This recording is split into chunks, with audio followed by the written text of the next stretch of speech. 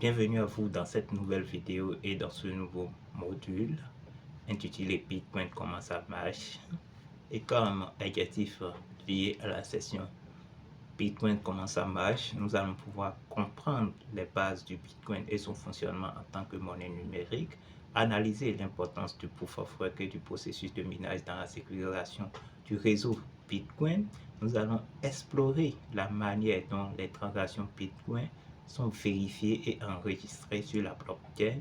Nous allons étudier le problème des généraux byzantins et comment Bitcoin y apporte une solution dans un système décentralisé. Nous allons apprendre les concepts cryptographiques clés tels que les fonctions de hachage et la cryptographie à clé publique privée. Nous allons ensuite donc examiner des sujets comme la génération d'adresses Bitcoin et les mécanismes de synchronisation de la blockchain. Et comme programme, au numéro 1, nous avons notion de base de la cryptographie Bitcoin.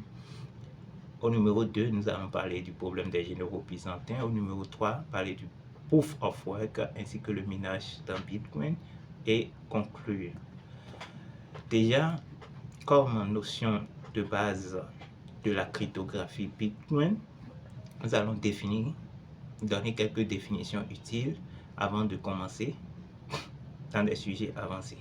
Déjà, Bitcoin avec grand B, il s'agira du Bitcoin écrit avec du majuscule.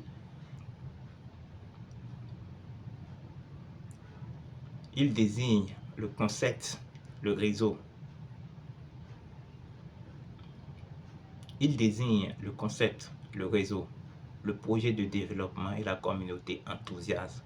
Bitcoin, petit b, désigne la monnaie elle-même et l'unité de compte utilisée dans le réseau Bitcoin. Parlant de transaction, c'est un enregistrement qui informe le réseau d'un transfert de Bitcoin d'une adresse Bitcoin à une autre. Parlant d'adresse Bitcoin, c'est une chaîne de lettres, de chiffres vers laquelle on peut envoyer des Bitcoins similaires à l'envoi d'un email à une adresse électronique. Déjà, quand nous parlons de blockchain, c'est un registre complet de transactions du réseau Bitcoin, montrant comment les Bitcoins ont été transférés d'une adresse à une autre au fil du temps. La blockchain est donc un registre public de toutes les transactions en Bitcoin. Pensez à une transaction Bitcoin comme un transfert de valeur unique enregistré dans un registre, à un bloc comme une page regroupant les transactions des 10 dernières minutes et à la blockchain comme l'ensemble du registre comptable. Bitcoin, fondement et technologie cryptographique.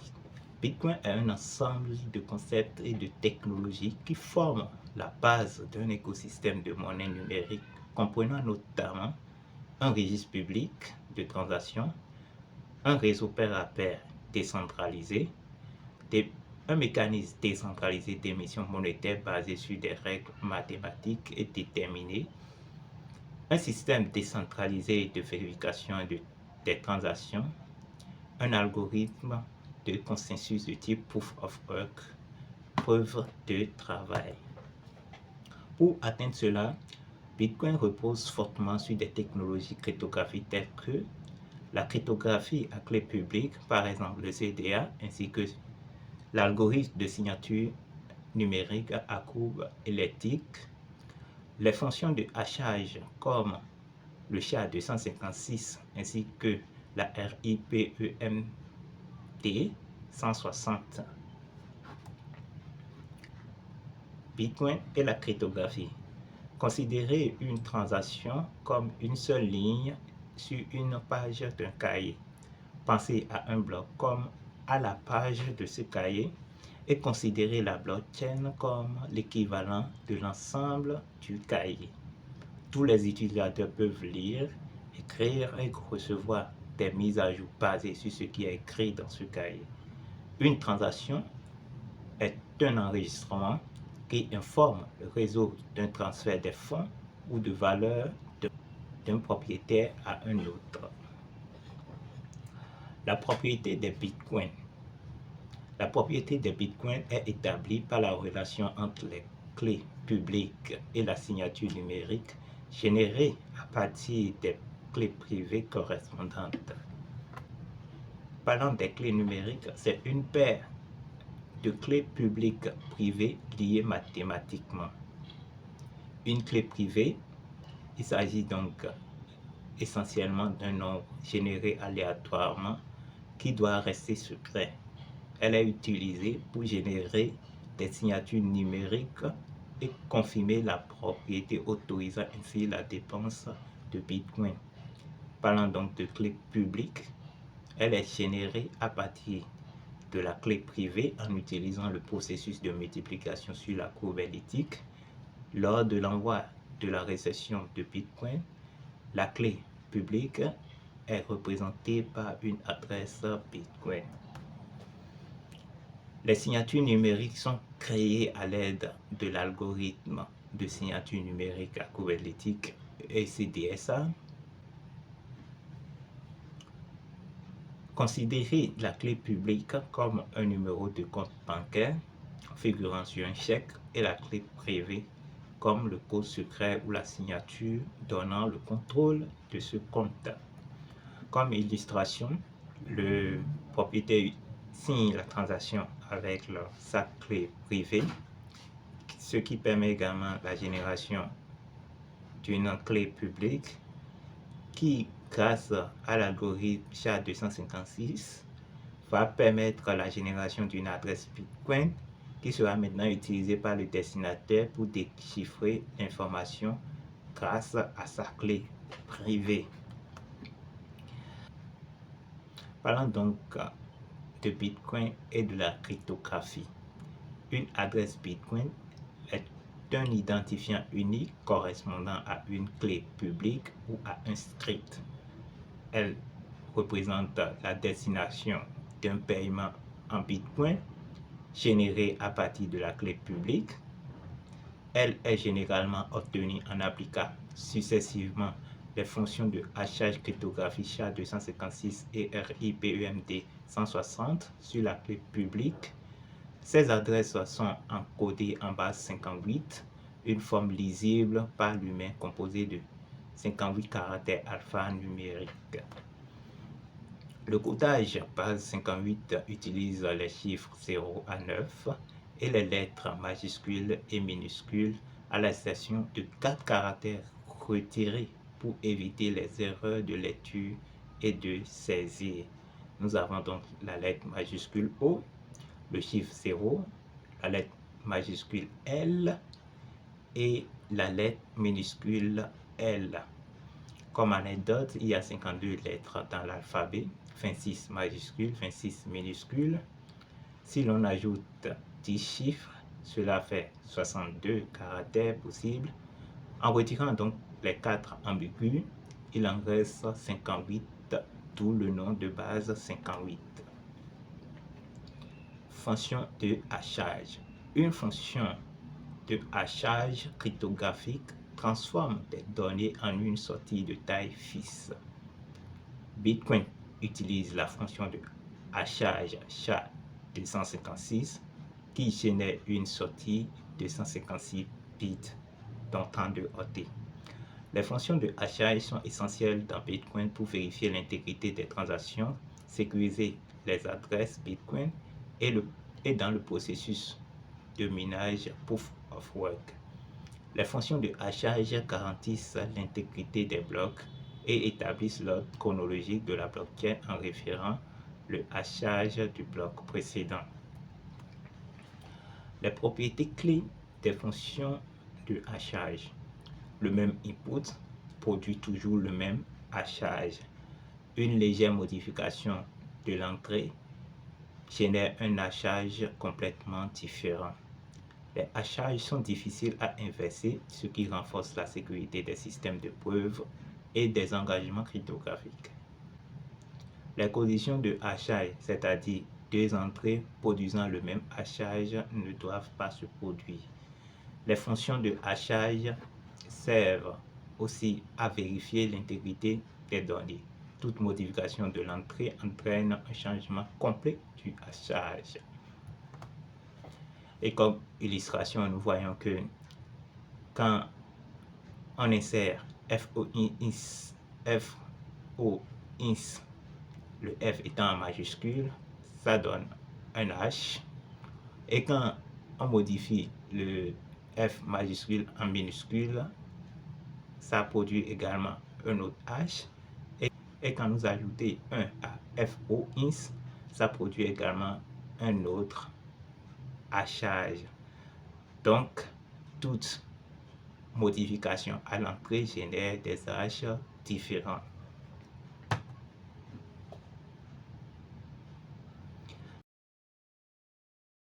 Parlons donc des fonctions de l'hachage. La clé privée signe la transaction autorisant la dépense de Bitcoin. Elle est également utilisée pour déchiffrer le message. La cryptographie à clé publique, également appelée cryptographie asymétrique, est utilisée dans Bitcoin principalement pour les signatures numériques et non pour le chiffrement des données de transaction. La cryptographie à clé publique fonctionne selon un système à deux clés. La clé publique est utilisée pour chiffrer un message et la clé privée est utilisée pour le déchiffrer. Le chiffrement asymétrique signifie que la clé publique peut être facilement dérivée de la clé privée, mais qu'il est pratiquement impossible de déduire de la clé privée à partir de la clé publique. Dans Bitcoin, l'algorithme de signature numérique à couvert éthique ECDSA est utilisé pour générer des signatures numériques qui authentifient les transactions, garantissant que seul le détenteur de la clé privée peut autoriser la dépense des bitcoins. La clé publique permet donc de vérifier l'authenticité de la transaction. Signature numérique. Lors d'un paiement en Bitcoin, une transaction T est construite et un sous-ensemble M de données de la transaction est signé à l'aide de la clé privée, garantissant que seul le propriétaire de la clé privée peut autoriser la dépense. Les signatures numériques sont utilisées pour authentifier les transactions Bitcoin en générant les valeurs R et S. Le réseau Bitcoin suit l'historique complet des transactions, permettant à quiconque de vérifier la propriété des bitcoins sans avoir accès aux clés privées. Chaque transaction transfère des bitcoins de l'adresse du propriétaire actuel vers celle du nouveau propriétaire est autorisée par une signature numérique. Pour vérifier la transaction, la clé publique et la signature sont utilisées pour calculer un point P sur la courbe elliptique. Si la coordonnée int de P est égale à R, la signature est considérée comme valide sans révéler la clé privée. Les portefeuilles Bitcoin stockent les paires de clés publiques-privées qui servent à accéder aux fonds et les génèrent bien que le portefeuille ne contienne pas de Bitcoin réel. Parlons donc d'une transaction. Une transaction Bitcoin inclut des entrées ainsi que des sorties. Parlons donc des transactions.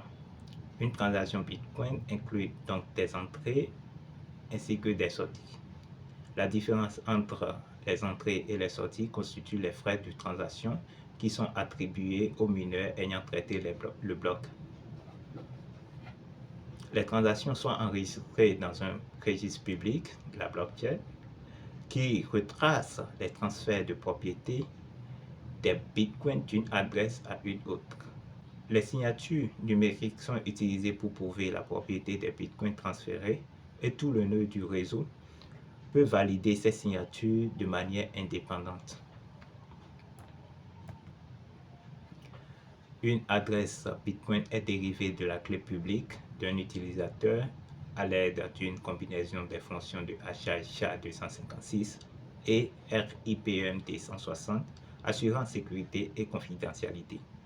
Bitcoin fonctionne sur un réseau pair à pair, dans lequel chaque ordinateur connecté est appelé un nœud et n'importe qui peut exécuter un nœud en téléchargeant le logiciel libre. Les nœuds complets vérifient et conservent l'historique complet des transactions conformément aux règles de consensus, tandis que les nœuds de minage traitent également les transactions et ajoutent de nouveaux blocs à la blockchain.